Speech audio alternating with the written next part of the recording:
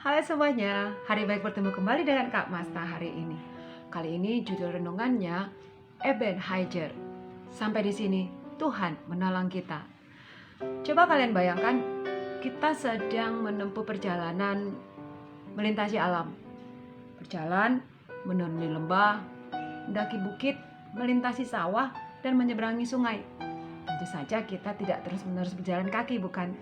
Ada saat di mana kita berhenti dan duduk sejenak beristirahat. Selain beristirahat, apa yang kita perbuat saat di perhentian? Kita mungkin mempelajari peta dan lokasi di mana kita berada. Terus kita melihat berapa lama lagi kita akan sampai.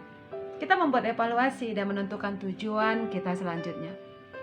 Ada kisah tentang Samuel yang menempuh perjalanan, bukan perjalanan rekreasi adik-adik, melainkan perjalanan untuk mempertahankan kedaulatan umat Israel dari kuasa bangsa Filistin. Samuel menjadi pemimpin perjalanan. Di suatu tempat mereka berhenti, dan agaknya disitulah juga Samuel mengadakan evaluasi dan menentukan orientasi perjalanan dan memperkuat hubungan rombongannya. Lalu, apa perasaan Samuel ketika dia melakukan itu? 1 Samuel 7:12 mencatat, Samuel mengambil sebuah batu dan mendirikannya. Dia menamai Ebenezer. Katanya, sampai di sini Tuhan menolong kita. Ebenezer secara harafiah berarti batu pertolongan. Di saat dalam perhentian itu, Samuel dan rombongannya mengakui bahwa Tuhan menolong perjalanan mereka. Dengan rasa terima kasih, Samuel menyimpulkan evaluasi perjalanannya. Sampai di sini Tuhan menolong kita. Adik-adik, hidup kita ini adalah ibarat perhentian. Ada berbagai saat di mana kita berhenti sejenak dan merenung tentang hidup yang sedang kita jalani.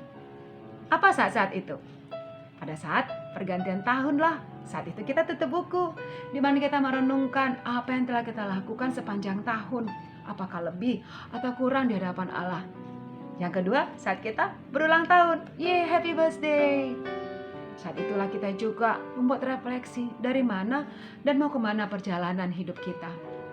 Lalu, apa perasaan kita pada saat perhentian seperti itu?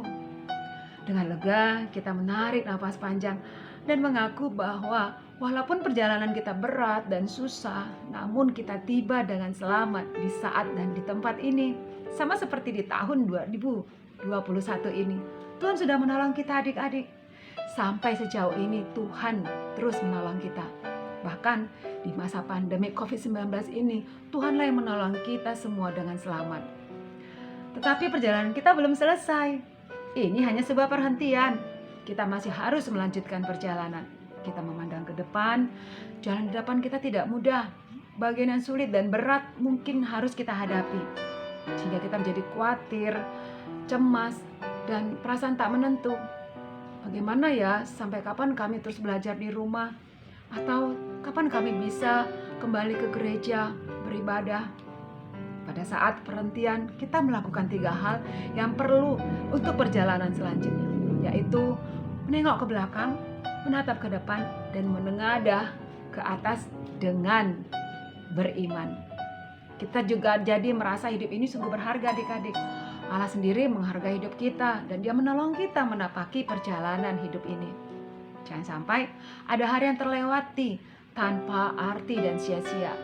Kita hanya bermalas-malasan tanpa memberi isi pada hari itu.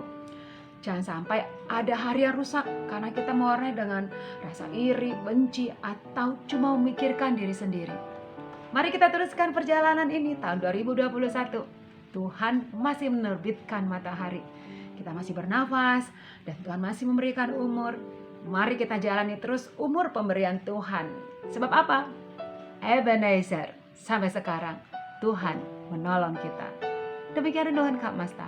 Kita berdoa. Benar Tuhan, sampai sekarang Engkau tetap menolong kami sampai terus dalam perjalanan kami. Amin. Yesus berkati. Shalom.